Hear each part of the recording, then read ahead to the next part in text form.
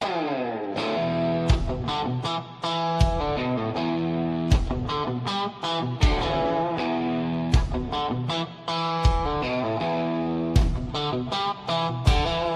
in the red clay under Friday night lights, roaring V8s kicking up a storm in the night.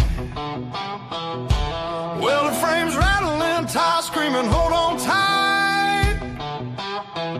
We live for the slide boys, that's our birthright. Cornbread man's grilling, got the ribs on the pit. The chasers wheeling deals, never gonna quit. Marine standing tall like he owns the whole track. Biscuit boys eating biscuits, got gravy on his back. Dirt report coming at you loud and clear. Talking slide jobs, wrecks, and racing gear. From the high banks to the flip-flop falls, we interview the kings of these southern walls. Slide them sideways, kick off that dust cloud high. Dirt track heroes riding under neon sky. Midnight rider howling, Hot Wheels burning rubber. Desi calling the shots, ain't no other.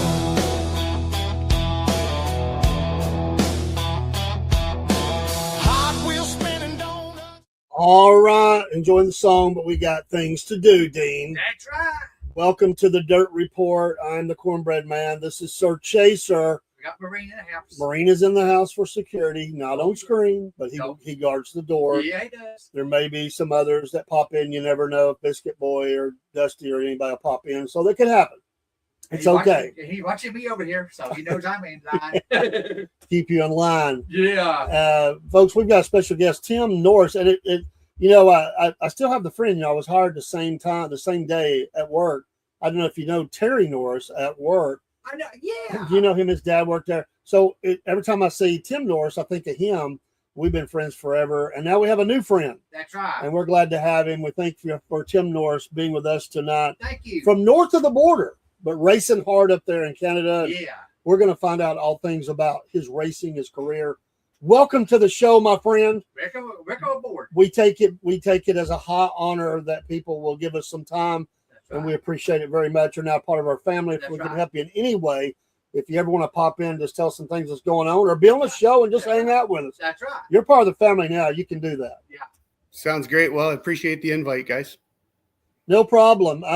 We always kind of just go back. I mean, you got to go back to kind of go forward, kind of bring it up to where you're at now. And we see the pictures of racing behind you. How did you get in this crazy thing called racing, and what did you start out as, and then kind of where you end up where you're at now, and what kind of racing you're doing now? You know, I'm pretty old now, but it all started back when I was in high school, and all the country kids. So everybody had dirt bikes out around my area. And I had the worst dirt bike anybody ever had. And I whooped some serious butt against all the guys that had new stuff out here. So it was pretty cool. Met a couple of buddies through that. And they were all like, hey, we're going racing on the weekend. I didn't even know it existed. We had a supercross race up here in Toronto, and then an arena cross race in Hamilton that I went to. And I saw that, and I was like, man, I got to get involved with that stuff. So that, of all things, was 1988 when that started off. Wow. Awesome. Ain't it nice when you can take something and you can beat people that, we were at a dirt track Friday night, and you watch some teams, they roll in. I mean, high rollers, high dollar. They're rolling in with some big boy stuff.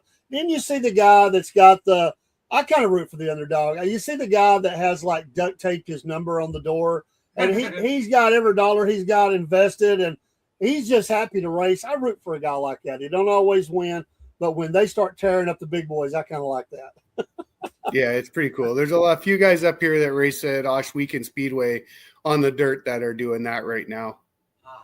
So, she had some friends that kind of got you in it. Was there anybody else in your family that encouraged you along that way, or they just supported it and said, hey, we're glad you're doing something let's get involved. No, my parents were against motorcycles in the first for the first little while. They were a snowmobile family, had ridden snowmobiles forever up here. Motorcycles, we had some relatives on street bikes that got injured pretty bad, so that was kind of a no-no. But then the dirt bike side of things started to be, you know, they went to the first Supercross with me because I couldn't drive yet or anything like that. So started out they thought it was pretty neat. A couple guys my dad ended up working with, their sons were involved in it. And they started talking back and forth, and then watched a couple races, and turned out to be something pretty cool. And that's pretty much how it started. My dad he'd never ridden a motorcycle, and he was a pro football player, and that was a Canadian pro football player up here. That was his deal. And if we were going to do it, we were going to do it right. So as right as we could do it up here, we did it. That's amazing. That's great. Would you describe yourself? Because we ask a lot of people this, and different people, maybe they're just the way they're geared. Would you say you're an adrenaline junkie? Does that do something for you to race, and that you would, if you wasn't doing it, you'd miss it? You know, I'm not saying reckless. I'm just saying adrenaline, pushing the envelope in a race. Is that something that hits a part of you that nothing else does but racing? It's probably the happiest place that you go to when you're pushing right on that ragged edge of making everything work or making it fail and having some success with it. It's a really cool feeling. Growing up, I wasn't a drinker. I wasn't a smoker. I wasn't a drug user. My fun time was going to the races and doing that stuff. That's great. Yeah. You see a lot of people who race in all different levels. And many of them, not all maybe, but a lot of them say their happiest places when they're doing that, in the car, on the bike, whatever it is. They say that's where all the chaos and drama and whatever of the world, it's out. All I'm focused on is me and that race and that machine that I have, and locked in the happy place. Dale Earnhardt talked about it. He loved to be in the car, you know. So I wonder about that. I've never done it. So for me, it's just interesting to see that side of it. I love racing. I've always watched it and been around it, but I've never raced anything. I don't think Dean has. He might have raced his tricycle when he was a kid, but we all did that and crashed out, I'm sure, you know, and put our knees up pretty bad. Oh, yeah. But hey, those are war wounds when you do have a wreck or something. Did you ever have a serious accident when you were doing the motorcycles? Did that ever happen for you? And your mom go, I knew it was going to be bad, you know? Yeah, I've broken 13 bones in a very short period of time, all separate incidents. A couple things I broke separate times. One of the pictures behind me on my right-hand shoulder here is a picture of me when I raced snowmobiles as well. And that was probably my biggest one when I wrecked everything in my knee and broke my femur on my left leg. So that was a pretty bad one. And to go along with that, I had already broken 2 bones in my ankle on my left leg, my left wrist, my left collarbone. So the left side of me is a little bit hurting, but now it works good because I turn left in my race car. I love it.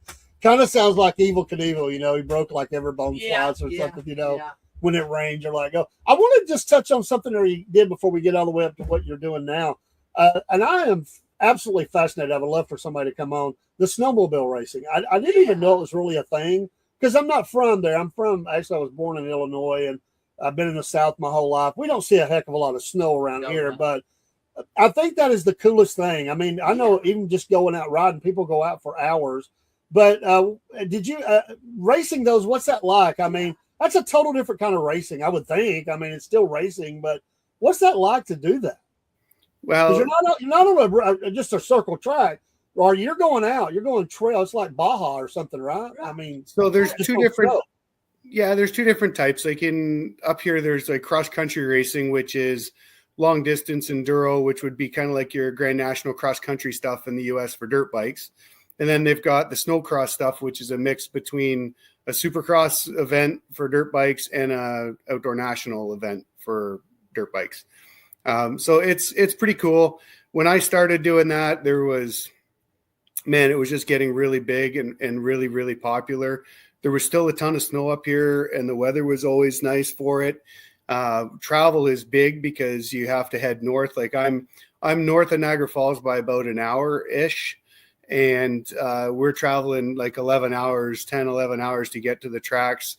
to race our snowmobiles. So it was really expensive, and you'd have to leave like Thursday morning to get there, to get prepped, get pitted, get all your stuff in, and then race on the weekend. So it was a great time in my life and a lot of fun. Actually, my wife took up racing with me at the time. She's never ridden a snowmobile in her life, and she's like, "Oh, this looks like fun. I should probably try that." So she did well. She finished in the top 5 in the Ontario Provincial Women's Series, the first year she'd ever even sat on a snowmobile. So it was pretty cool to see that. But for the most part, it is a ton of fun. Like, those snowmobiles have so much power. It's unbelievable. Like, you get an open sled at the time, like a 700cc triple pipe, triple carb sled was the thing to have. And they were just monsters. Like, they'd rip your shoulders out if you were careful. Ah. Wow. That's cool. Somebody we know had didn't do the racing, but they'd go on the long distance, just go exploring, with friends. It's kind of like down here, kind of like motorcyclists just going for a ride. They would do that on a snowmobile. So I just thought that's really cool that you had that, and you had the added bonus that your wife did it. And did she just do it the 1 year? Did she do it longer than that year? We did it for a couple of years right before we got settled into a house and settled into kids and stuff. Yeah.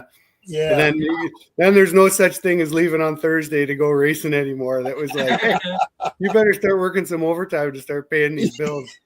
Yeah. I understand. So what are you racing today? What is Tim doing today in his racing career? So right now I'm racing what they're called Pro Challenge cars, and we run the Ontario Pro Challenge Series. So they're a 3/4 scale asphalt, basically a scaled down version of a perimeter late model. Okay.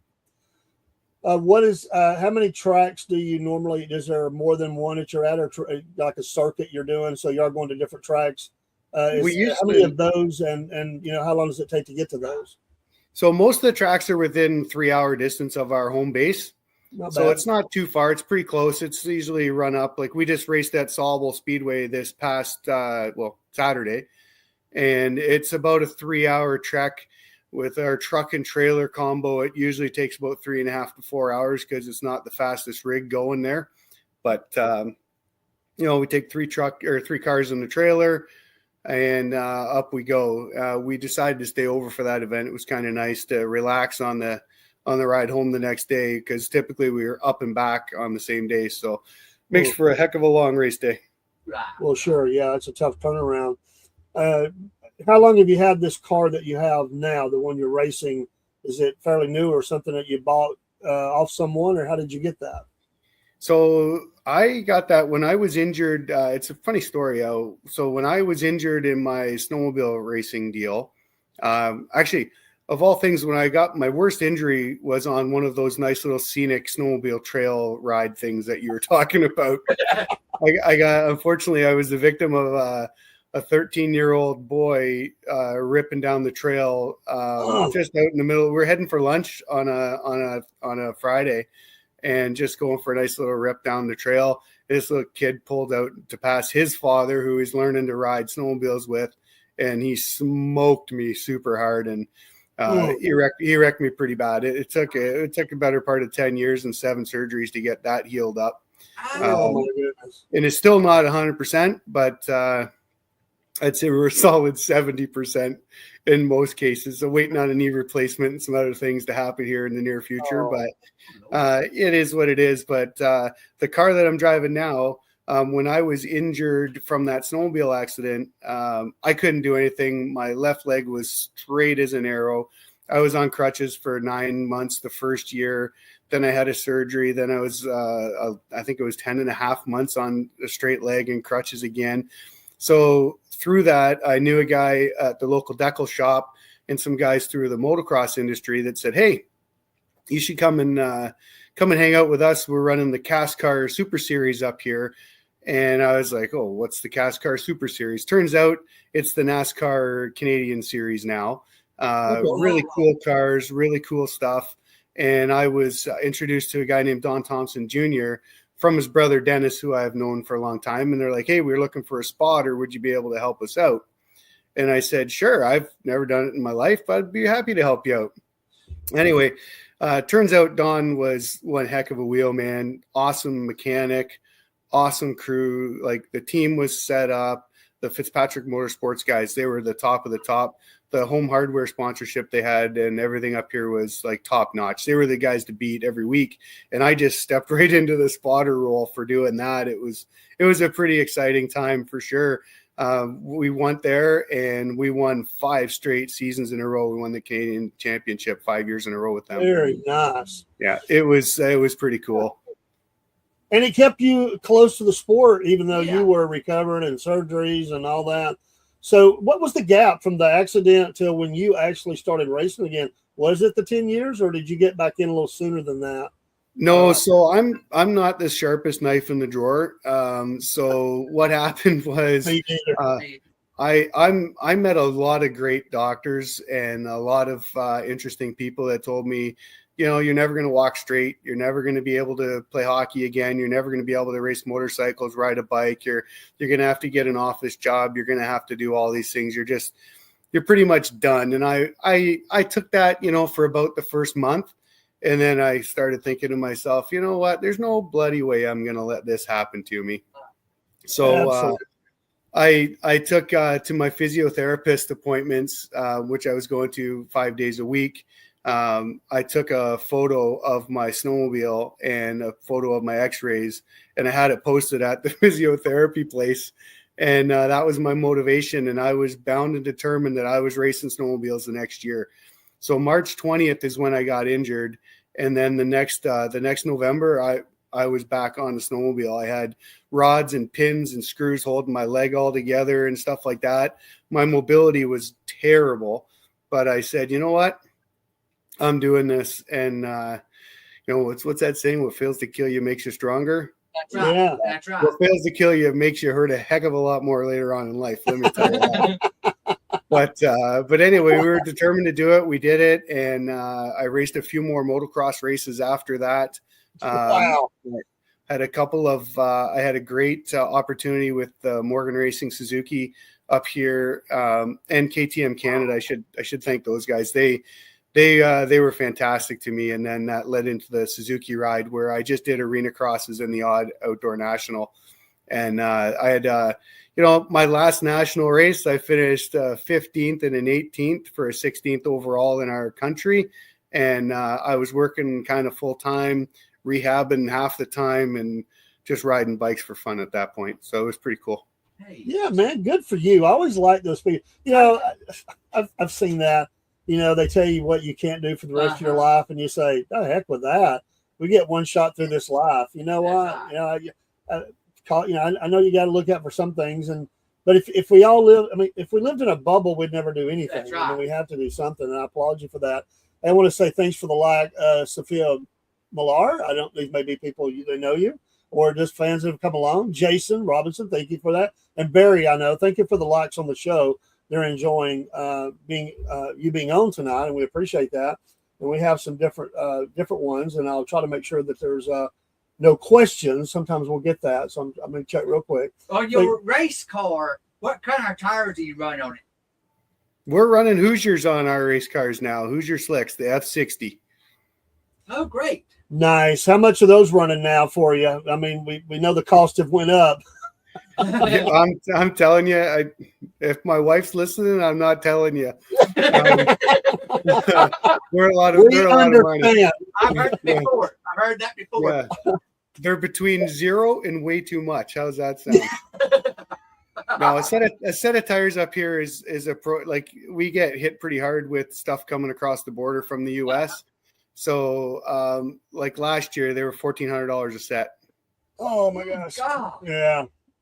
It's not good. It's a very, very expensive deal.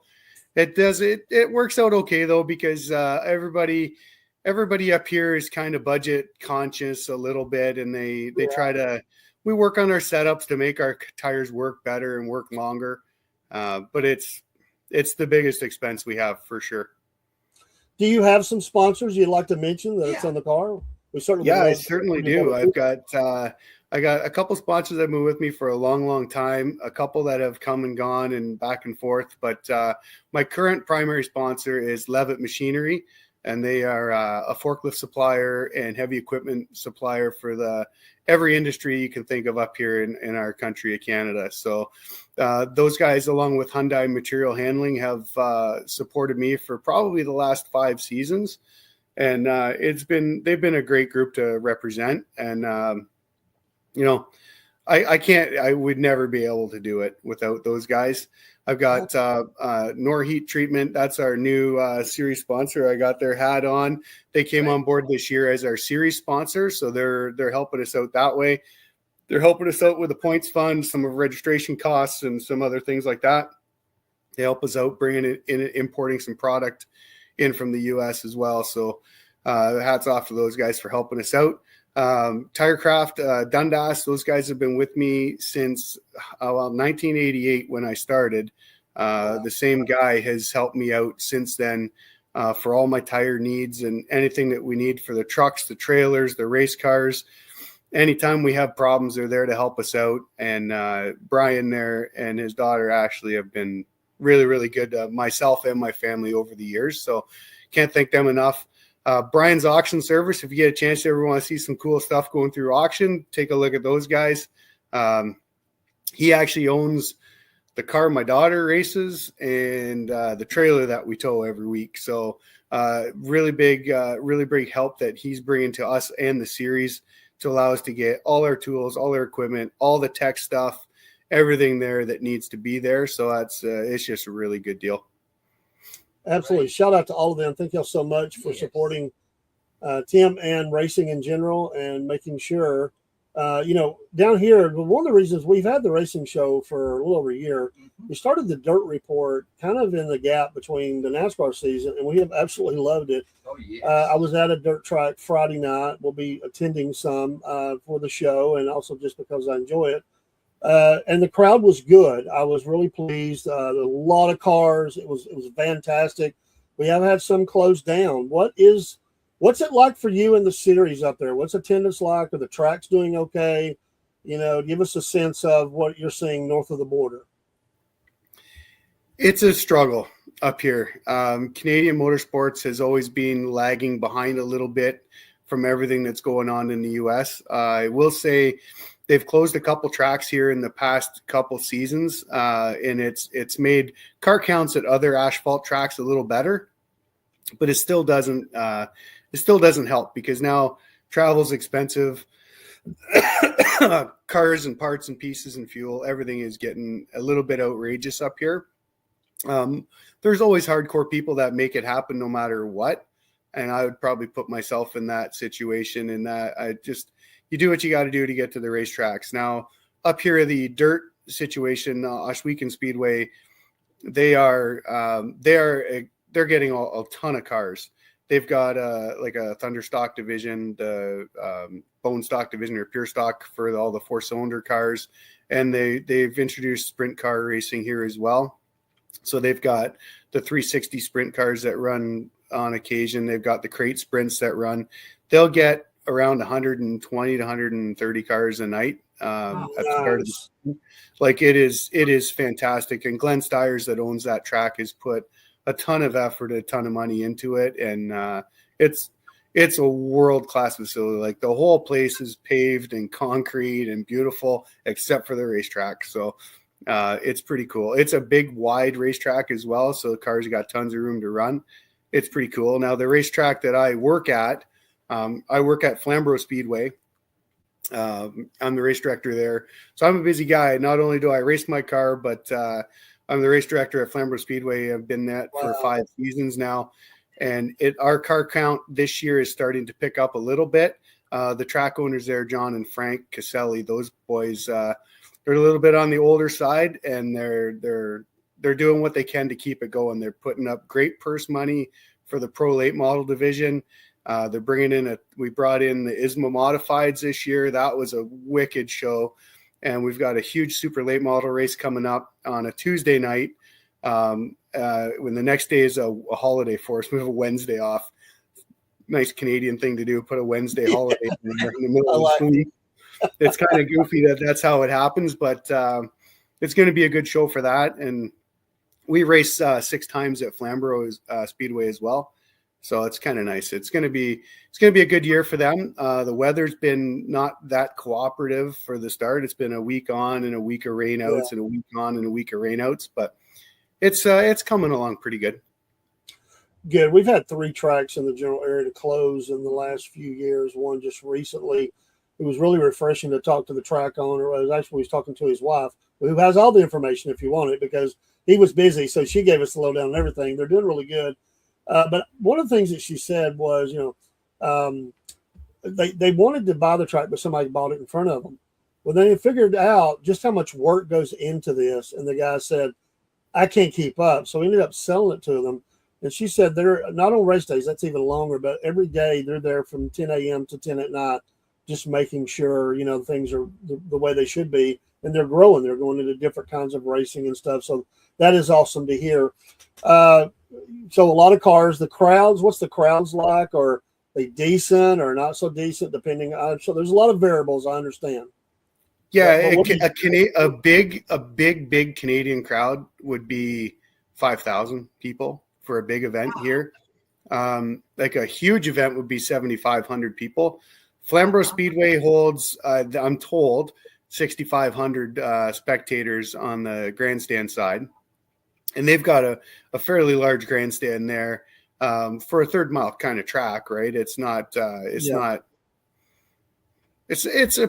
would be a good crowd. And I think for the ISMA show, I think they're saying we had, I don't know, it depends who you talk to, trying to find the real numbers, but it was, when I sit from where I'm sitting and I look out at the cars in the parking lot and I look at the lineup at the food booth and I look at the merch tables being busy, I know that it's a really good night. We actually had to delay the start of the event because there were so many people still trying to get into the racetrack. So for that side of things, it was great. It's not, like I said, it's small town short track racing up here. And it's a pretty cool deal. I know, like, you could probably say you'd have 1,500 to 2,000 people on a regular night. Mm-hmm. And then you could probably end up having, up to 6,000 for a good night. That's great.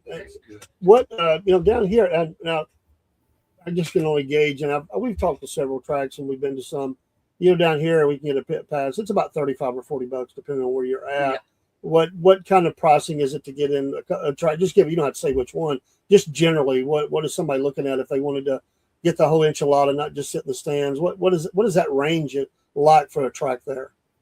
Well, that's the beautiful thing up here. Like, it's usually about $10 cheaper to go to the pit side, the grandstand side than it is the pit side. The pit side's always a little more money because we have a little bit more insurance. I'm learning a lot about insurance, and I'm learning that it's I should have been an insurance agent. That's what I'm learning. So maybe they were right about that office job I should have took. I should have been an insurance agent. But yeah, at the end of the day, the pit passes here are $45, $50 for the biggest event that we handle. And then literally you're walking up and you're talking with the drivers, you're talking with everybody. It's full access 100%. And it's that way at every racetrack here. So I would say if we were saying a low end, it'd be $35, and on the high end, it'd be $50. And you're getting, 4 hours of entertainment out of that, maybe longer, because sometimes people stay there. Like, I've been kicking people out of the racetrack at 1:30, 2 o'clock in the morning saying, hey guys, I want to go to bed. So everybody get out. Yeah, I understand. What's that picture of that race car behind you? What is that?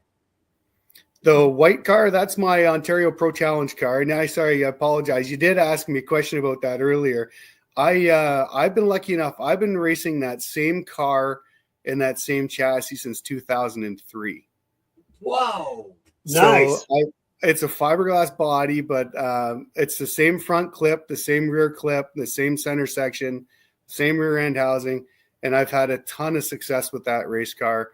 It's been I won 2 races with it this weekend. It's been nice. A good, really good car for me. And that's kind of my baby. And it's as old as my kids are pretty much. I got a 2002 son and a 2004 daughter.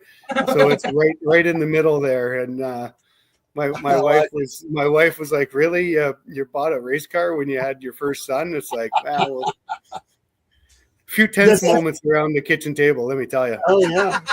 Does it have a nickname? Does the car have a nickname? The car doesn't, but every engine I have has a nickname. So we've got the engines seem to be the ones that get the nicknames. I should come up with a name for it, but it's, you know, I always say the old girl's running good. So I guess that's the nickname for it. Well, what number is it?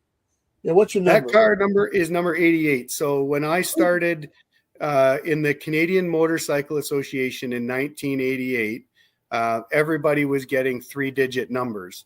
And back then it was kind of a lottery system on what number you were able to get. And I was like, man, it'd be so cool because I was just a junior rider. I was a nobody. I was like, it'd be so cool if I could get a double-digit number. So we went down to the Canadian Motorcycle Association headquarters, which was a half hour from our house. Me and all my buddies from school, we went over there at lunchtime, knocked on their door, got in and said, what numbers do you have available? We want to try and pick our numbers. So they said, do you have your $60 for registration? We're like, yes, we do. And 1988 was the first year I started racing. Number 88 was available. And I was like, well, that's what we're running. So it kind of worked out well. And that's been that number ever since, except for when I had to change them for my national rankings. Nice. That's a good number. There's a lot of legend there in that. And you're making it even more legendary. Talk about safety with the car. Let's talk about, I know that's a big deal. Cars are really safe these days at different levels. I think they do a great job. But tell us what, in that circuit, what is the big things for them and for you, safety-wise in the car? So the cars that we run are basically a tube chassis right from the beginning. So it's a 2-inch main frame and an 1 3/4 overall tube size. So it's a really well-built car. And it's like a straight up race car. I mean, a lot of people up here, it's getting more popular because of cost effectiveness to get away from real race cars. But they're good. The fiberglass bodies are basically just a shell that's, you know, we rivet them on, they rivet together, and we rivet them on with, like 12 rivets, hold the whole body on the car basically. And, steel bumpers front and back, crush zones that all their bumpers have kick ups in them so that when you do get hit and something happens, you fold things up rather than bend things completely out of place. We're just using mild steel. There's no exotic metals in them. There's no chromoly. Everybody's got the same car that we race. So everyone's got the exact same chassis. Everyone's chassis numbers documented. Everybody's engines are documented for top seal and bottom seal. Safety wise, we run a 5-point harness. It's mandatory. We make sure everybody's got Snell or SA approved helmets that are 20 and above. We check our seat belts. They have 5-point harnesses, have to be within a certain spec range. As everybody knows now, they got expiry dates on the belts. So that's a pretty easy target to pick on. Everybody has a Hans device. There's a couple guys wearing a little bit of a different style, not the name brand Hans, but something different. Fire extinguisher is mandatory, and kill switch that's right inside the window is mandatory as well for everybody.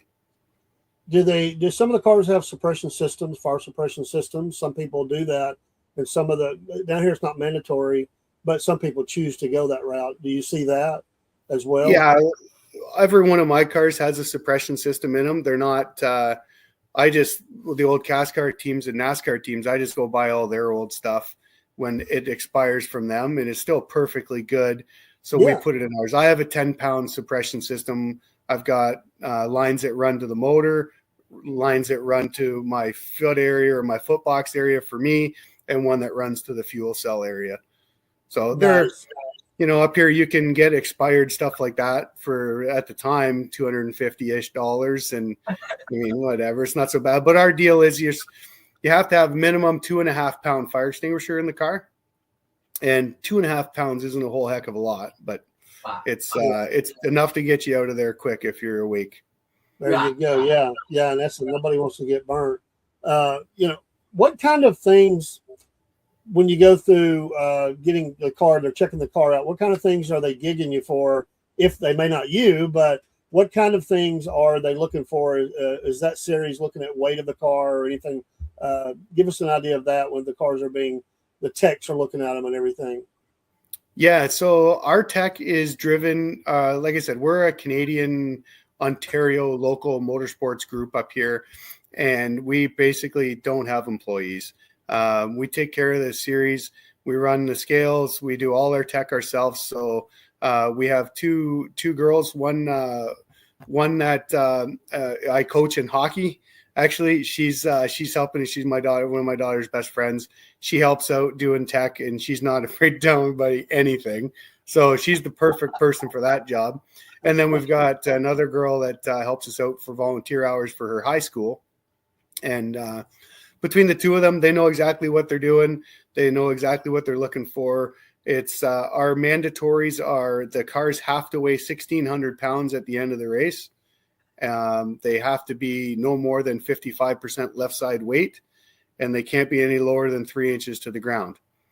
The wheelbase has to be somewhere around 81 to 82 or 83 inches, and the wheel width has to be 62 inches or less, no wider than 62.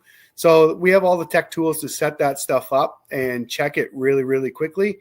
And every year, it's sad, but every year people get caught on weight. So everybody tries to play the fuel game, and I can run as low as possible, and I want to be 1,600 pounds, and that's exactly what I want to come in at the end of the night. But it's a really hard thing to judge based on caution laps. Anything could happen, and it just we don't. My team cars, like I run 4 cars out of my shop. And all of our cars, when we set them up, they're about 12 to 18 pounds heavy, depending on basically kind of depending on who the driver is. We got some real skinny drivers, and then we got some guys like me that aren't so skinny. So, I actually had on the scales this week, I had to add 5 pounds to the right side of my car. That's a sad day for me. So I'm going to start jogging some more. Well, who am I kidding? I'm not jogging anywhere. I might jog to the refrigerator. That's about it. But I'm going to start riding my bike a little bit more, and it's to start getting into summer shape here. Yeah. So all those things. We got body height measurements. We check engine seals top and bottom. Everybody runs the same rear gear in those cars as well. So we run the Toyota 358 rear gear. So it's a super easy item to tech. We have 3 different batteries you can use in the cars. And that's it. I mean, there's a lot of, we tech safety stuff. We make sure like you can get DQ'd if your belts are out or if you don't have if your gloves aren't, you're not wearing gloves or you're not wearing shoes or whatever, we don't want to make sure that if something bad happens, you're going to be safe. Yes. And again, like everybody just takes care of tech on our own. So the top 3 go to tech right now for the first race of the year. And they kind of tech each other. So everybody sees what everybody's car is doing. It's pretty cool. So everybody knows, hey, and it's our scales are set up. We don't show overall cross weight percentages in wheel weights per tire. We just have them displaying left side weight and overall weight. And that's all anybody needs to see. Is your trailers open or enclosed? Some of our guys are running open trailers. I had an open trailer for probably the first 10 years, 15 years of running my car. I was a budget team. I was very fortunate enough. A good friend of mine followed me home in a rainstorm one night after a rain out. And he's like, man, you're the reigning series champion in that car. And you're out there driving home. Your car's getting soaked. You can't be doing that. So he said, we're going trailer shopping. And anyway, so I found a budget friendly trailer because even if somebody else's money, I want to make sure I'm responsible with it. Yeah. And got a beautiful trailer. Still have it to this day. We tow it around all over the place. It's awesome. Actually, my son is using that trailer now. So it holds our pit box, our tools, our parts, and in his car at the time. But you know what? Our cars are super light. 18-foot flatbed dual axle trailer is all you really need. And I mean, you can fix these cars with a screwdriver and a pair of pliers if you needed to, and the odd hammer. I mean, there's not a whole lot to them.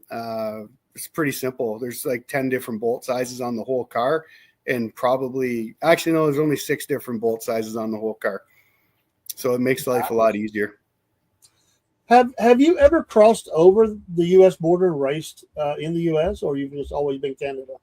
Snowmobiles and motorcycles, yes. I used to run all the arena crosses in West Virginia and Ohio, and some in Pennsylvania and some in Michigan. Been to Chicago for an arena cross race there as well. But on the race car side of things, I've never been able to get across time-wise and back. It's just the tracks that our cars were racing at were like 10, 11 hours south. So it's just a bit too far to make it worthwhile. You know, you drive past 150 racetracks to get to the one that you're going to go to, and you have a bad day. It's a long ride home. And the Canadian dollar isn't great. It's about $1.36 right now to buy $1.36 here to buy an American dollar. So that's you're almost at a 40% disadvantage on your money right out of the gate. So that's pretty tough. I understand. Going back, and you mentioned kids racing. Flip that around. Now you're the parent. How did you feel about that? Were you all for it, or you and your wife? How did that go? That now you have the kids that are wanting to race. Right. How was that for you as a parent or as parents? Yeah, actually, it wasn't even a discussion. It was my son. Like I had Lucas Oil was my sponsor for 10 years. They were nice. They were the only reason I'm still here doing racing cars. I'm going to be honest with you. Those guys helped me out so much. I can't thank them. That picture of that white car, if you look at the hood of that car, the Forrest Lucas, it's a funny story. He invited us all down to when I won my first championship. They invited us down to Indianapolis to watch the Colts game. And it was before the new stadium was open. So I think it was still the RCA Dome, not the Lucas Oil Stadium that they're in now. They were building it at that time. So we went down there, and I took that photo. It's a 24-inch by 30 photo. It's a pretty big photo. Took it down there, and I basically, he's like, "Oh, this is awesome. This is for me. Oh, thank you very much. We're going to put it up on the bar." And there's like Kenny Bernstein's picture there, you know, and all these NASCAR guys and stuff. And I'm like, well, I just wanted you to sign it for me, and I'm going to take it home and put it in my shop. And he's like, I'll never understand you Canadian guys. You're so weird, right? So I said, hey, I'll tell you what, I'll get you sign this one. I'll send you another copy. So then he did that. So it was pretty cool experience. They had myself, my brother, one of my crew guys, and my dad got to go down and watching the Indianapolis Colts when Manning was there and stuff. It was pretty cool. So we were up in the box and in the booth with Forrest, his wife Charlotte, and everybody. Morgan was there, like the whole family. It was an awesome deal. And it was super cool for my dad because he used to play pro ball, and he got the opportunity now to be on that side of it. My dad did some TV broadcast stuff back in the day. Actually, the day I was born, my dad was at the Grey Cup, which is our Super Bowl up here. He was on TV doing the color announcing for it. It had to leave to come and see me be born. So that was a pretty cool deal. So we got him in there. They were doing their TV shows after the game and stuff. And the size of those guys, oh man, some of those footballers are huge. And got down on the field after and did a whole bunch of stuff there. It was a cool deal. So Forrest Lucas for sure. Those guys, I wouldn't be where I am without them. I still use their products. They don't sponsor me anymore. I go out of my way to buy their products for every vehicle that I have. Any oil that's in my shop, if anybody comes in, I'm asking them what kind of oil they're using, and they tell me something other than that, I'm like, get out of here with that crap, right? So we have some fun with it that way. Yeah, there's just some good marketing, Lucas. Yeah. How about sponsoring again? You know, yeah, take care of a brother. Yeah, I love it. Yeah, I mean, I would have a question. When do you find time to sleep with all the things that you're doing? You've got your hands on a lot of stuff. I mean, obviously you enjoy it. It's a passion. It's not a job per se. You love it, but how do you manage that work-life balance with all that you have going on? I've got a really great job. I've got a really understanding boss that helps me out. Actually, I help him with his race car as well, so that kind of ties that little aspect of it in together. We met by chance at a racetrack. I had no idea who he was. He had no idea who I was. We just started talking, and it was raining, so we were under my tent talking about cars and having fun and whatever. And anyway, a couple weeks later, he ended up buying himself a car. So great job. I mean, I work 7 to 4 o'clock pretty much every Monday to Friday, and then Tuesday nights I'm over at the track trying to help them run their practice most Tuesday nights on their practice night, which is 3 till 6. So I get there barely in time, but kind of works out okay. And then Saturday nights, if I'm not racing my car, I'm the race director at Flamborough. I help out with a lot of their stuff. They've got a really good long-term staff there, so they're a pretty good, really good group of people to work with. They lack direction sometimes, so I help bring that piece to them a little bit. I'm not shy about telling anybody what I think needs to happen, and sometimes it works out great, sometimes it doesn't. So at the end of the day, between that, we mountain bike with the boys we try to go Mondays and Thursdays. That doesn't always work out.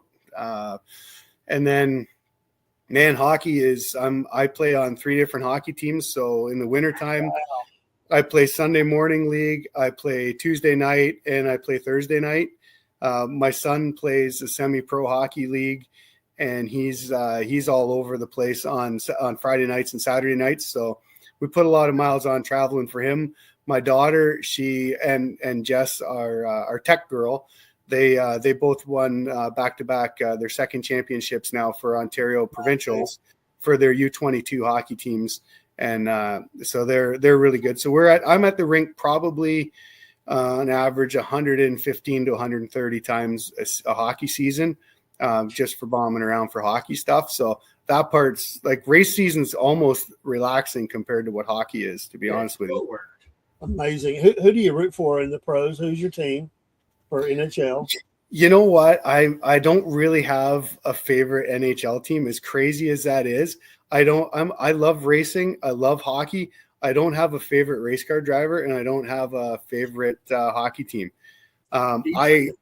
Mitch Marner's taken a beating up in the Toronto area, which is an hour and a bit from us here, when they got rid of him from the Toronto Maple Leafs.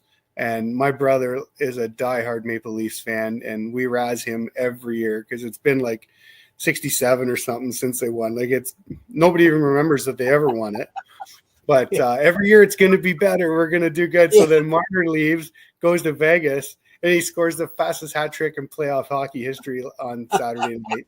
And everybody's like, "Are you kidding me? We got rid of the wrong guy." Yeah, so it's pretty fun. So I'm kind of, there's a couple guys that I like Taylor Hall, and a couple guys that are playing on the Hurricanes. I'd like them to win a cup. But then, you know what? I'd love to see Marner and those boys stick it to Toronto again, like Vegas did when they got rid of Kessel. So I think it's little weird things like that. That's the stuff. I'm more into the behind the scenes, interesting stuff with the players, and I root for the guys, not so much the teams. Do you watch NASCAR? You know what? I do a little bit. My problem is if it's a Sunday up here and I get a little bit of downtime, I call it nap car mostly. So if I sit down and I'll have a cold beer or something, it's like out like a light for sure. And then it's like, something bad happens. I wake up and watch. It's like, okay, cool. If I sit still for too long, I'm asleep at that point. I'm pretty much wide open till I sleep. So you have an amazing story, and when you ever slow down in your life, you should write a book. Oh yeah. Or get somebody to help you with it, because I'm sure we're only hearing bits and pieces of all these crazy stories and stuff, amazing stuff, and what we're hearing is amazing. Yeah. You should write a book. I think that would be, because you have overcame and all that stuff you're doing. You're still, you say maybe 70%, and you're pushing forward. That would be so encouraging to people who have been injured in some way, or maybe even war veterans or whatever, just to continue to push forward, live your life to the fullest. You are the embodiment of that, man. I applaud you for not taking the crap and kicking back at it and pushing yourself to live a life that you want to live, and not letting that define you. That is awesome, man. I got to give you applause on that, man. Thanks, guys. I appreciate it. Maybe I'll send you some notes and you guys could be my publishers. There you go. Yeah, well, we'll try, man. Yeah. We'll we're Southern. We have to put a few y'alls in there and stuff like that. Yeah. But Y'all I don't can know do how that whatever would you play. need to do. I don't know how it would play in Canada when I hear y'all, but I'm sure we sound very Tennessee twang. I'll do it because I'm the director of communications. So Yeah, you are the director of communications, so we'll put Dean right on that. So There you go. So, do you have an out plan? How many more years of racing? Or are you just going to race until somebody says that's it, or the wife says we're going to retire? What do you think? Yeah, you got the they always kids. say with age you get a cage, right? So I'm in a race car now, so it's a lot safer. Like I haven't met any doctors since I started racing cars, so not any new doctors anyway. So that's a big plus. Oh, actually, I shouldn't say that. I should. Anyway, I won't get into my mountain bike issues, but that's a whole nother story. I try to have some fun with that, and met a few doctors from that one too, but nothing major, just little bones here and there, small stuff that heals in 6 to 8 weeks and back at it again. But as far as I don't really see an age deal. I mean, I can still go out and run well. I'm getting older. My vision's not as good. My reaction time's not as good. But it's like I'm not ancient by any stretch of the imagination. No. I can still go out and put down the fastest laps at a lot of the racetracks we go to. Awesome. So that's cool. Like I said, the more is when I stop winning and stop enjoying it, I think is when I'm gonna probably pack it in. I really enjoy it. It's great for my kids. Like it's a scary deal when you race against your own son and daughter on the racetrack. Like my daughter this weekend up at Sauble, she was, I don't know what the heck she was doing. She was fast, like really fast. She was ahead of me for probably, the whole race except for the last 2 laps. She was doing great right up until she was a little sideways. She was running the high side, and like if she was a dirt racer, she was on the cushion all day, just letting it rip, right? And anyway, so she ended up catching a piece of the fence and breaking an axle, riding the fence sideways and sliding across in front of me and the rest of the field into the infield. And she had a bit of a rough go. And that kind of stuff is like, you know what? It's exciting that they're there. Didn't get hurt, no injuries, no worries. Amen. Get the car fixed up. We had just hit the fence a little too violently and put a little crack in one of the welds on the side of the frame. So it's like, you know what, we can't rest that. So she put it all back together. Her and my son put her car back together. I had to work on mine because I had my own issues that were going on. And you know what, pieces of cake, right? You just keep going, you just keep doing what you always do. And she went out, took the green in the next one, and had to pull off because we weren't letting her race with that because we had some damage. We don't need any extra. But yeah, I don't see me retiring anytime soon. I mean, I've got a couple more championships in me. I'm a little disappointed. I finished second last year, and I think I should have won last year. My son beat me.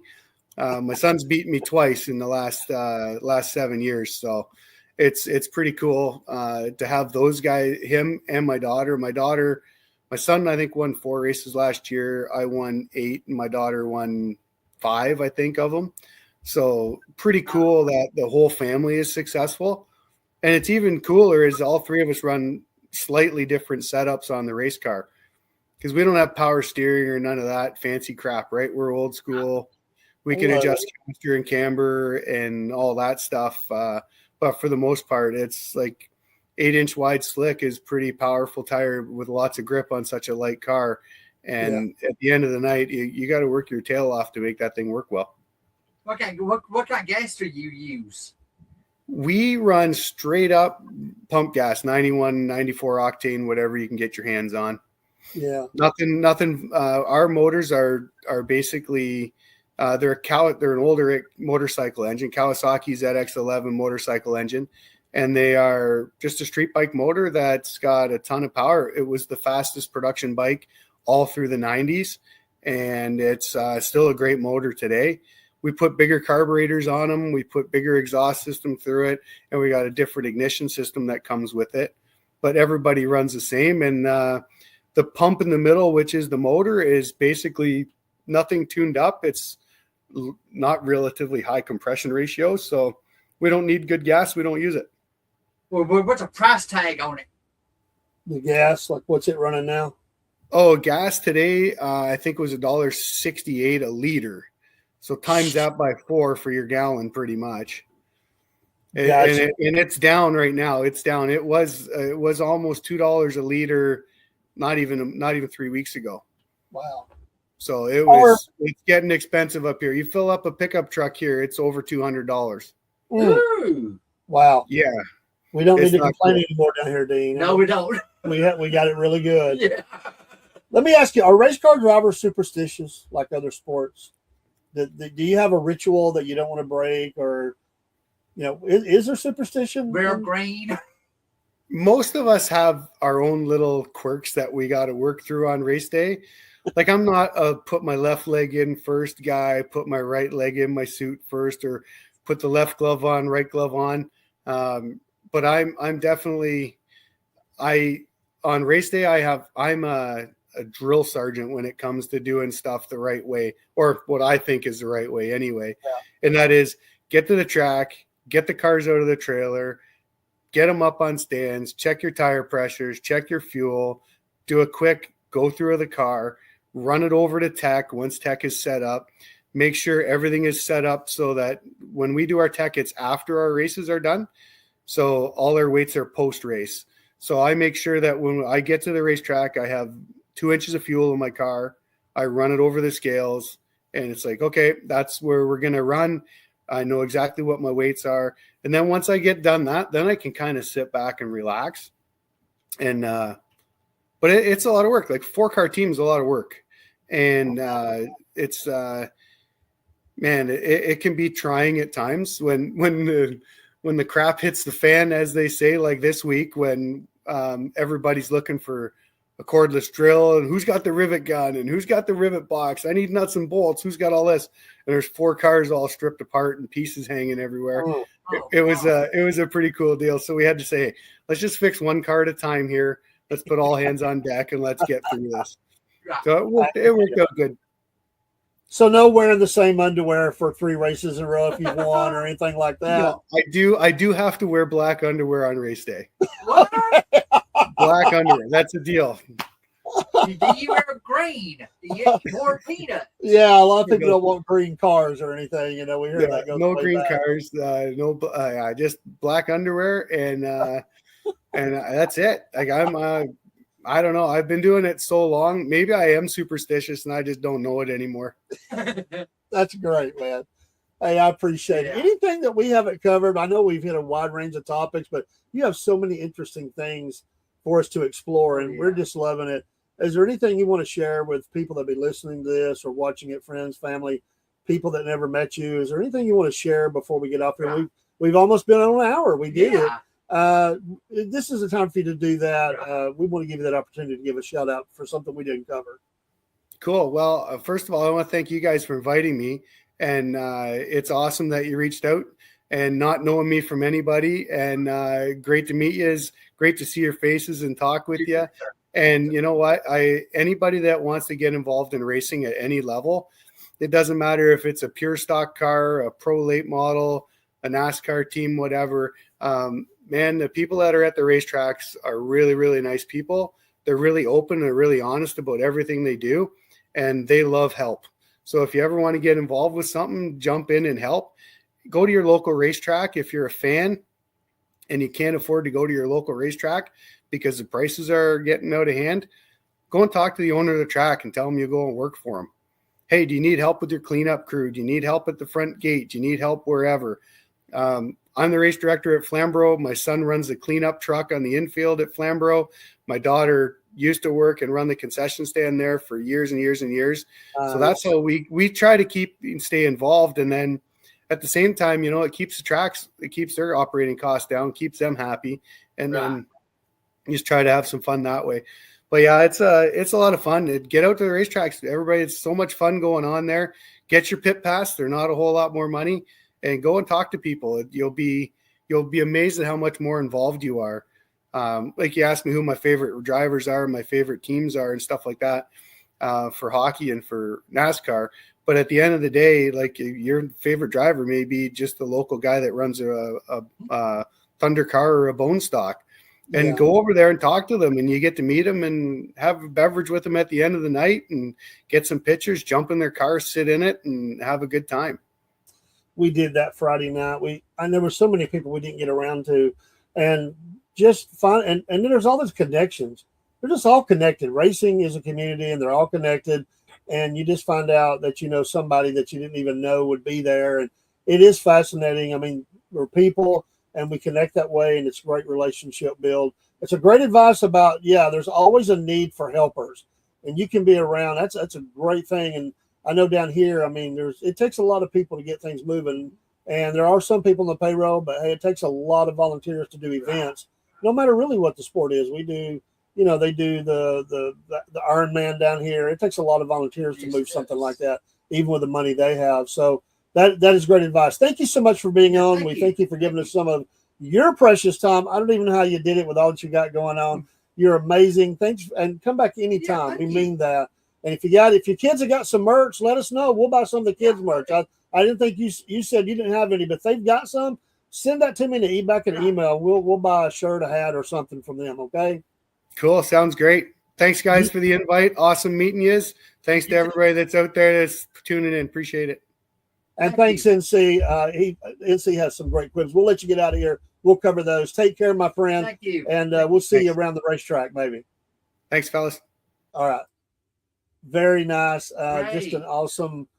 You see, I love just talking to people because they bring so many different things to the story, and it's their story, and that's what I want to do is just stay out of the way, just ask enough questions for them to share their life and what they're doing, and he just gets me excited talking about all the things, and really that overcoming part. I've known some people that have been really damaged through wrecks or military or whatever, and we all probably do. And, some people get really down, but find an outlet, push through it. And I love the Wounded Warrior programs and stuff like that they do for stuff like that, and whatever it is that you want to do, don't let anybody tell you no. I told you about my son, he had my oldest son who, right here, Jerry Wolf, and just stupid stuff they told us about him when he was first went to school. He was very shy. And all the things that the so-called experts said he won't never be able to do, he prove him a liar at every turn. And I said, well, I'm glad the parents don't give up. We stay behind our kids and we push them forward and help them all what we do. And he looks back on those stories now and he's like, Dad, I can't believe they thought that. And I said, yeah, if I had listened to them, you would have been sitting in a room, with full-time 24-hour care. You would have never became anything. Because that's what they told me, and I said, "You're crazy. You're a lunatic, and an involved parent." But people are told that themselves. Tim was told, "You're not going to be able to do this. You might as well hang that up," or however they put it. And he said, "No, I'm going to do it." Use that as a motivator to push forward, and I applaud him for that so very much. My mom, even to this day, supports whatever I do. Sure. This podcast. I was in ROTC. I went on plane rides, helicopter rides. Whatever I do, my mom supports me. Absolutely. That's what parents do, and it's, why would we not? I always envision myself as being an encourager, encouraging people. Right. And so I meet people all the time, and I always tell them, and I just lost my wife, as you know, it's a little over 6 weeks now. And it seems like it was yesterday, and in some ways it seems longer. There's, days are filled. There's a lot going on. These shows are a great therapy for me to not sit around and just think about, the loss. But my wife showed me a lot in her, last few months. She fought hard. She fought through, and she didn't take, when she lost her speech, she didn't say, well, that's it, I can't talk. She continued to try to speak. Mm-hmm. Sometimes we can understand that, sometimes we couldn't, but she was always trying. And I always told her, I said, don't ever give up. Keep going. I think it was the great Winston Churchill who said that, you just never give up. You have to fight through adversities in life. And, there's always going to be some obstacle in your way to tell you what you can or can't do or try to knock you down. And, when you've lived your life and you look back over it, you're going to see all those high points where they told you couldn't do something or it was impossible or you shouldn't do it or whatever. And you say, to heck with that. I don't live by those rules. I'm going to push forward. I'm going to do it. If I listen to everybody about a podcast, who was negative about it, I wouldn't be here tonight. That's You know right. what? I just refuse to listen to it. People that say, you can't do that, or why would you do that, or I'm sure it's, too much. Even when we were in the midst of, her health, I mean, she was supportive of all we were doing. There were times we spent more time, we did adjust schedules and stuff. Right, yeah. But, my wife would have kicked my butt if I had just sat down and said, can't do it, it's too much. Mm-hmm. You got to push through. Life is tough. And, but Tim, that's awesome. We'll take a quick song break, and then let's talk sports for a few Okay. minutes, Dean, if you got time. Yes. And we'll drop down, put some music on. We'll just about 3 or 4 minutes. And thank you, NC. When I get back, I'm going to talk about something else. You've always got the best quibs, and I love that. And I'm sorry I didn't get to them, but let me find. They should be close by. There's one right there. All right, we'll be right back.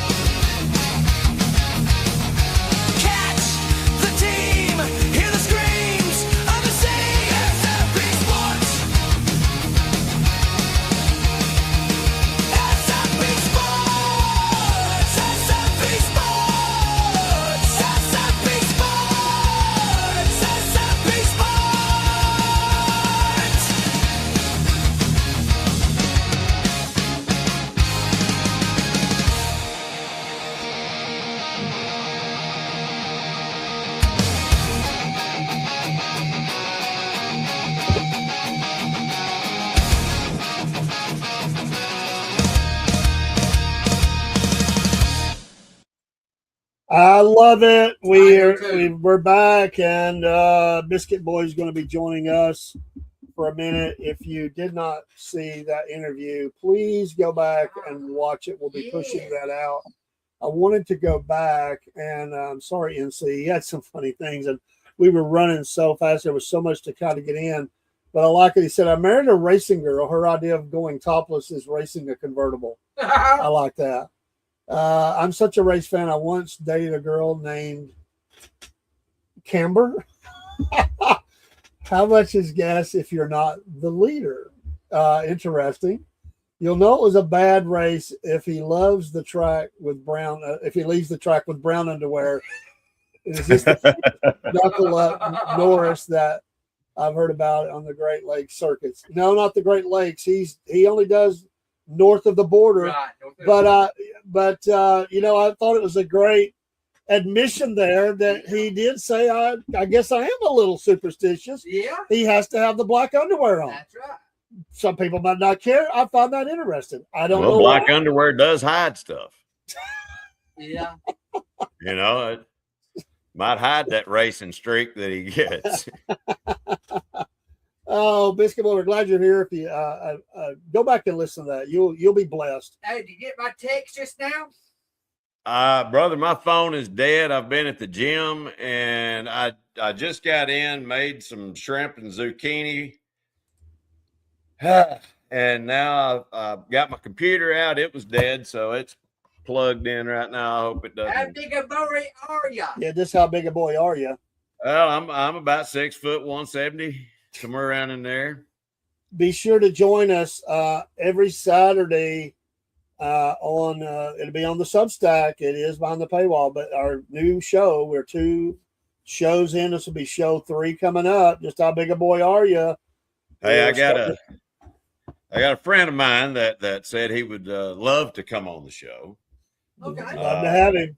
Saul is 6'9", 6'10", somewhere around in told me there. about Saul. Yeah, he's about Yeah. 400 pounds. He's a big boy. He is a We big, need to have him on then. Yeah, I actually definitely talked to need him to this have him evening. Nice. Great. Nice. Just remember, folks, we're running the contest through the month of June. All you have to do is go over to Substack, go to Southern Patriots podcast, Well and worth it. give a free subscribe, not a follow, a free. You can follow too, but a free subscribe. We're not making you pay for Good anything. You if your name is pulled, you will get the prize back, and then we'll draw 2 other names and give you step downs off of that. Really easy to do. So I'm gonna give you a secret. Not a lot have done it yet. It takes a while to get things off the ground. So right now your odds of winning would be very, very good. So we've had some, but not a lot. So it takes a little while. People get stuck in their own little world. Mhm. But this is, you don't have to leave your platform, but you want to have Substack in the mix. So Right. because you want to Yep. see that programming that is not anywhere else that That's right. we're putting there. Yep. NC said he said $2 a liter. My first thought was, how much is if you're not the leader? Dude, you kill me, man. That's I a good love question. that. That is a great question. It is. NC is the greatest of questions.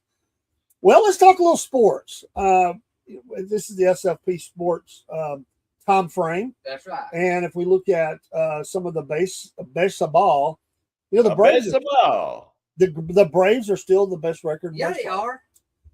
And we'll look at that first because I want to. The Braves usually come out strong. Yeah, they do. Well, they've had sometimes they did that. They've had sometimes they have not done that. But let's look at the They are standings as of right now with games going on. The Tampa Bay Rays started losing. You can see over here on this little area, Yeah. they're 3-7 over the last 10.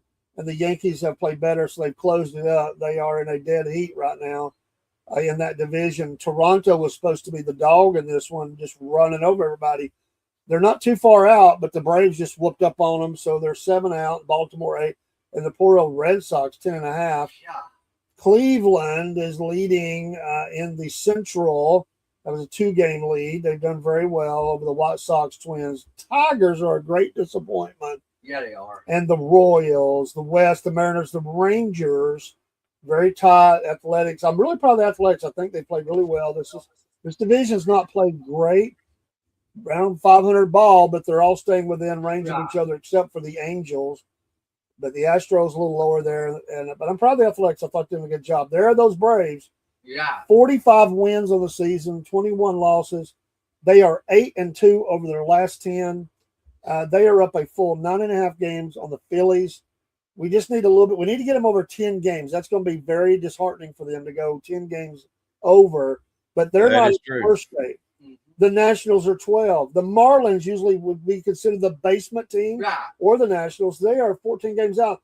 The New York Mets, That's a basement right there. 15 and a half games out. They are the second highest paid team. Their Yeah, they payroll are. is the second highest in all of baseball. Are you kidding me? Somebody's going to lose their job. Yeah, they are. Wow. In the Central, Milwaukee is up by 5 games on the Cardinals and the Pirates, Cubs, Reds. The Cubs, and you look at the records, they're not bad, No, they ain't. but Milwaukee has done better. So, but the Cubs are 34 and 32, not bad. No, they ain't. So if Milwaukee's a good team. But they started out kind of rough, They did. but they got going again. And then them lowly Dodgers, Hey, they're not lowly. lowly. No.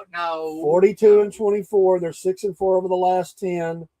Up by 7.5 on the Diamondbacks, 8 on the Padres, 15 over the Giants. Yeah, I know it. The Giants are toast right now, Yeah, they are. and the Rockies are even more toasty. So, but how's that for you? Leaving the Tennessee Vols, Vitale, going straight to the Giants as the coach, Yeah. and you yeah. start out the season 15 games out of first place. Not good. Not good. Looking at some scores for Did you today see- already. Did you see that Georgia? They are going to.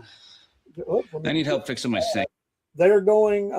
They've advanced and will continue fighting in the college baseball Yeah. World Series. Yes. Yes. Of course, I seen them. Yeah. The Dogs. There were 12 out of 16 teams Yeah, they in were. that. There are not that many now. I'd Right. have to count. I don't remember how many. But but got to give the Dogs a lot of credit. Yeah, you do. Good stuff. The Mariners and the Orioles in the top of the third, no score. The Red Sox are losing by 1 to the Rays. The Rays need this game bad. The Yankees are up 2-0. See, they're already winning themselves. Against who is it? The Indians, Yankees, and the Indians. That says Guardians. They're still the Indians. I'm just messing with you. Yes, the Cleveland Indians are losing there to the Right. Yankees 2-0. The Phillies and the Blue Jays. That's a big matchup. Even though Toronto hasn't played that well nor Philly, both teams need wins. I mean, they need wins right now. So this will be a watch game for that. Astros Angels be coming up later. All these and Reds. Padres. Yeah. The Nationals are, they could push the Giants down further That's in right. the division. That's right. The Brewers and Athletic. So we go back to Sunday's games, and the Yankees just drilled. Yeah, they did. The Red Sox. Phillies did get a win, Yeah. but see the Braves pulled it out 3-2. Lopez is 3-1. Fuentes, they've had some injuries, but Fuentes gets the save. There is talk that the Braves may go after somebody by the trade deadline to bolster their I heard pitching about staff a little that. more. Yeah. There's a couple of options out there, and they probably need to do that. Honestly, they probably do. Blue Jays over the Orioles. The Tigers edged out the Mariners. The Marlins over the Rays. The Rays have stunk it up. Athletics over the Astros. Right. Good win for them. Yeah, it was. Royals over the Twins. 5-3 Cardinals over the Reds. Spank job by the Rangers Yeah. over those Indians.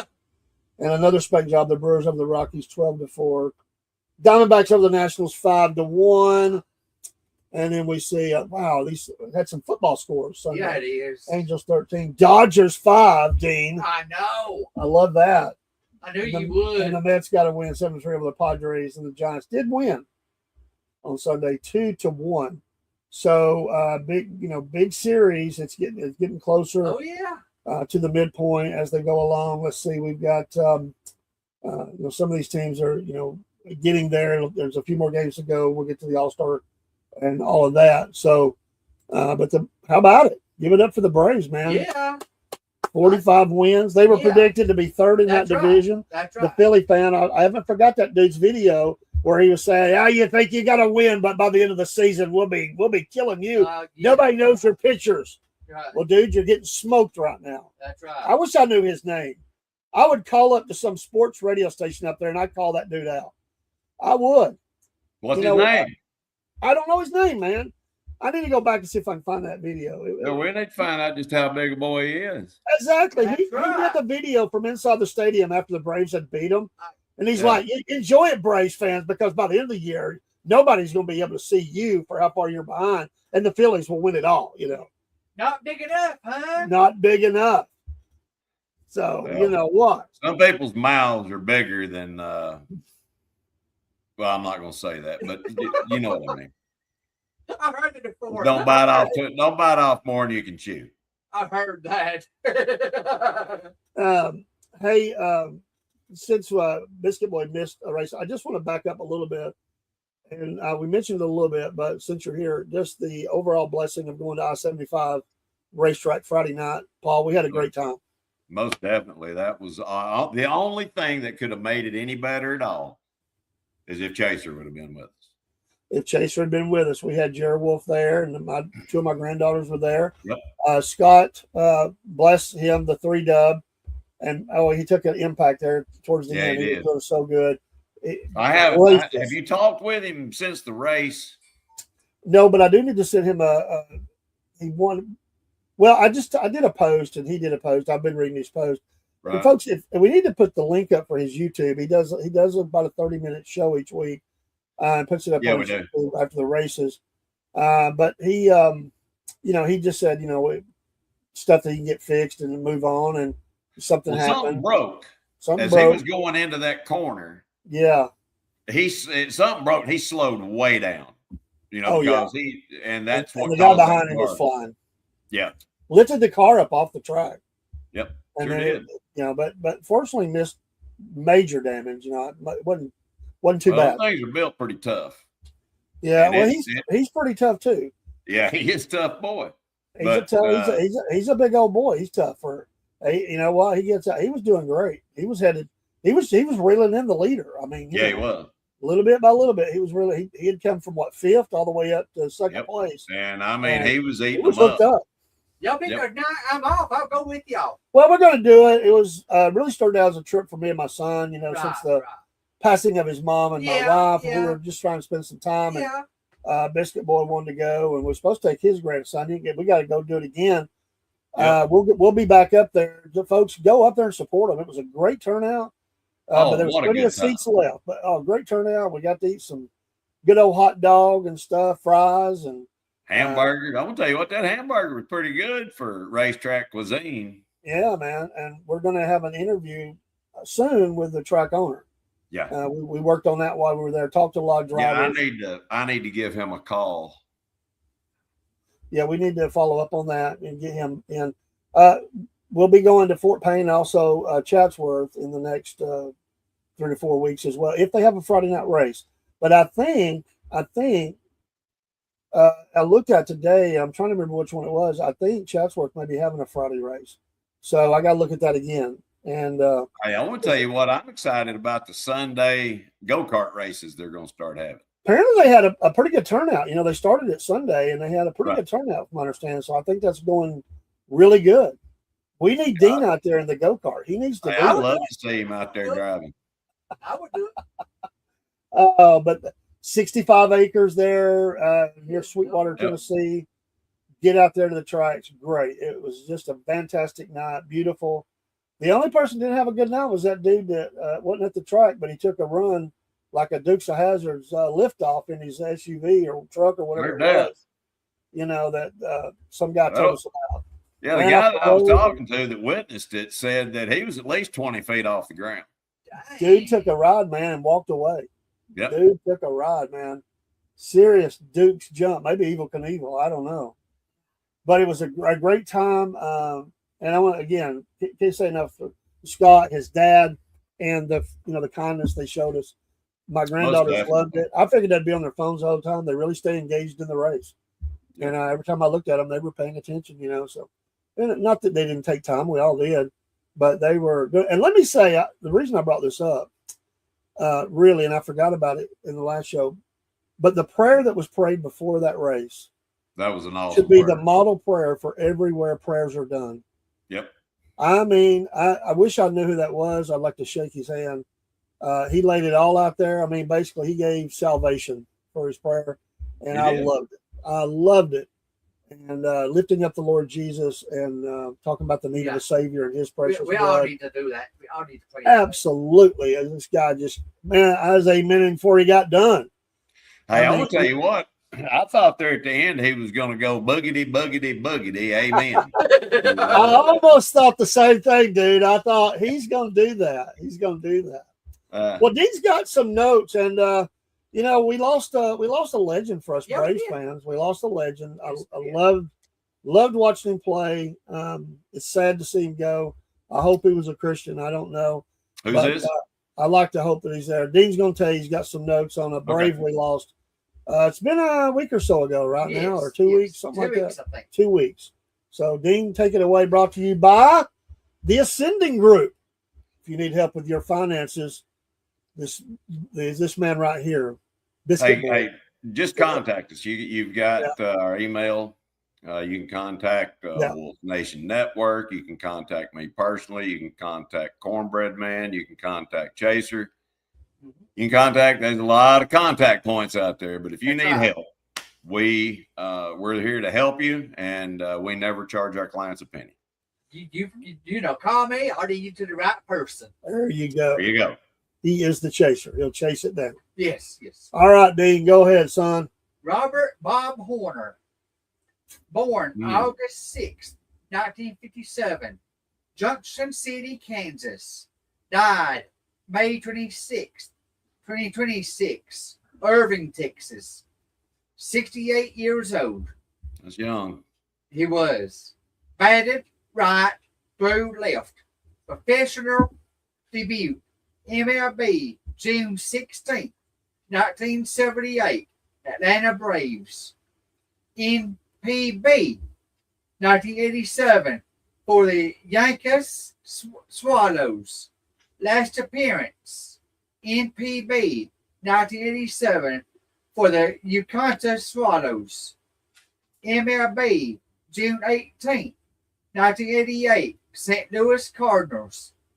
MLB standings, batting average, .277, home runs, 218, runs batted in,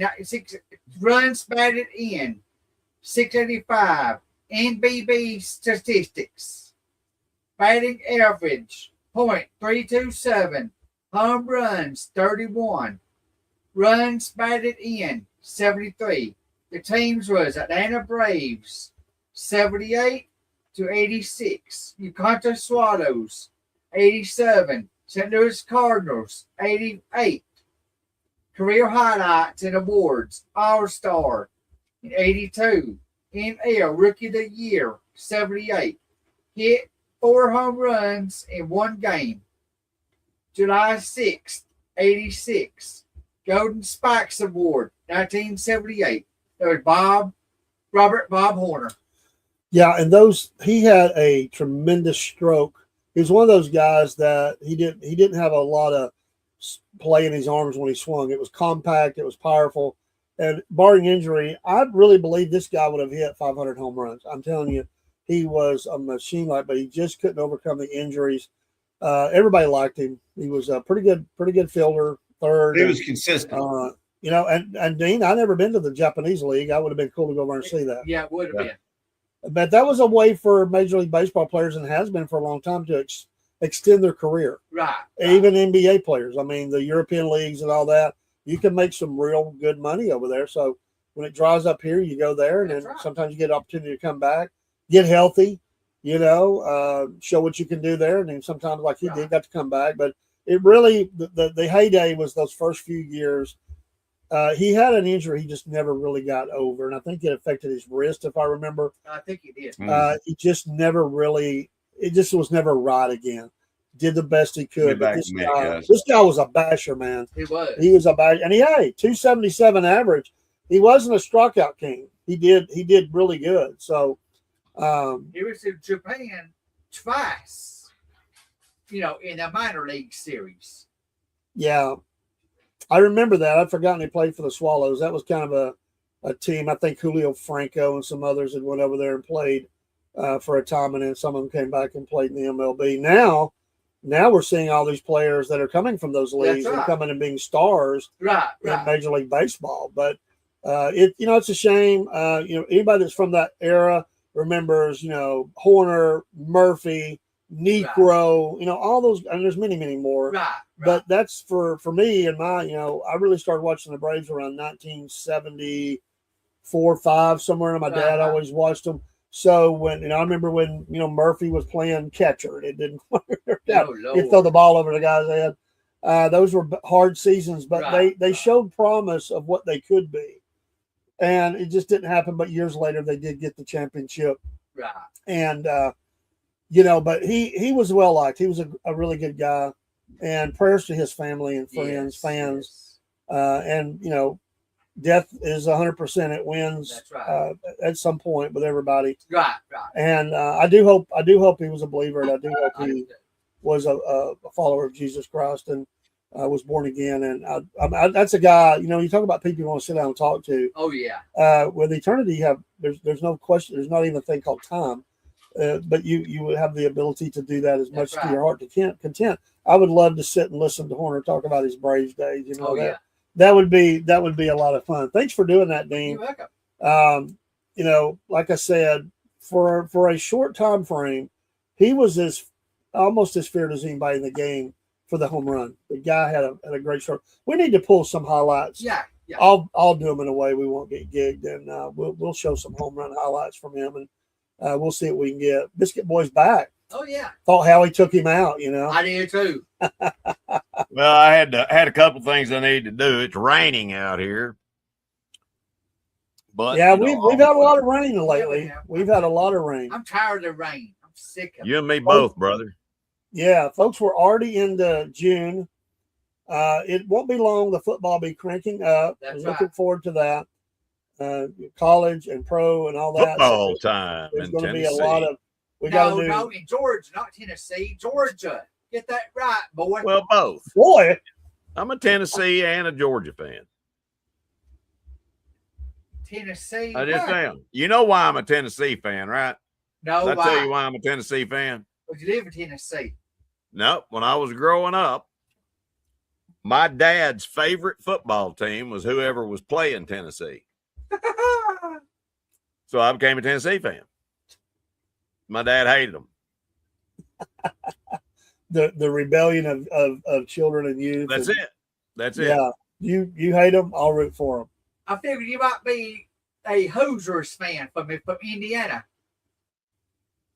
Well, he probably wouldn't. I was this year or this past year. Well, that's a good point, man. That's a good point. And we're gonna do the All-Star panel this year. We won't do the whole of it because it'd be too hard, but we'll have picks this year. We're gonna keep up with our record of how we're doing for. We'll pick the SEC and we'll pick, maybe the top, the rest of the top 10 that's there, and then we'll pick some NFL. We need to have a yearly parlay. We'll see how everybody does as they're going through that, as well as me and Cook on the Thursday night show. We're going to talk fantasy football pro, and we're going to have our fantasy league. We're going to highlight, of which Dean's going to be a part this year. I love that. Yes. And I've got to get busy with that. I'm probably going to have to pay the bigger price. I meant to already have that paid for the year. I'm probably going to have to probably 20 more for me, or 30. I forgot. Got busy. But we're going to highlight that during the Wolf Nation Sports on Thursdays, late. Whoa, you busy? I didn't know you was busy. Oh, yeah. Keeping you straight, man. That's a full-time job. Keeping up with Chaser, man. That's right. I got to keep up with it. Full-time job. Yeah. I mean, you know how it is. I mean, he's a handful. Mom knows. Every time I come by the office, you ain't doing nothing. You're sitting there. It's all up here, Dean. It's all up here. He comes in and tracks dust into my office. Yeah, that way I'm working. Then I have to vacuum it up. So Well, I didn't vacuum it up for another day. I need to do that. It's about disappeared. People have tracked it back out, I guess. So I don't know. But there's the NBA is going on. The Knicks are doing good. They are. Those Knicks fans are about ready to explode. Yeah, they are. The Spurs came close. No cigar. They're down 2-0 still, or have they played another one? I can't remember. They're playing another one.